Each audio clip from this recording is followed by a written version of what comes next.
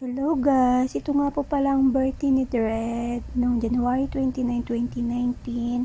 Sa-surprise ko po sana siya dyan guys. Ayan, gumawa lang po ako ng mga balloons. Nagluto lang po kami ng spaghetti. Nag-order ako ng pizza.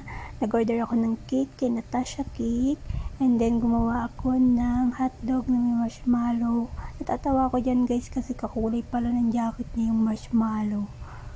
Yan guys, naantay na lang namin siya dyan bumaba. Actually, tinatawag na siya dyan ng lola niya. Itong bahay nga po pala guys, sa lola niya po yan. Dyan po ginanap ang birthday ni Dred. Yan guys, sumisigaw na ang lola niya dyan kasi magmamodule kunwari. Kasi nasa taas si Dred, natutulog. Yan, nag-aabang lang kami dyan, kunyari patay yung ilaw. Yan guys, sumisigaw na yung lola niya dyan, magmamodule pa. Yan guys, pababa na dyan si Dred. Kala mo talaga na surprise siya eh.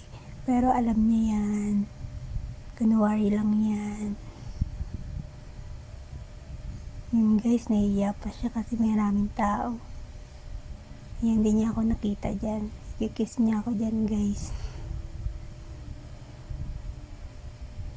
Yan, nagugulat pa rin siya guys. Yung spaghetti dyan guys, luto ng lola niya. Sobrang sarap.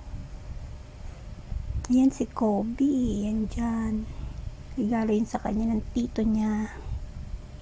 Yan guys, oh, parang di pa rin siya makapaniwala. Kala niya nananaginip lang siya. Yan guys. Yan po yung kaganapan ni Dred.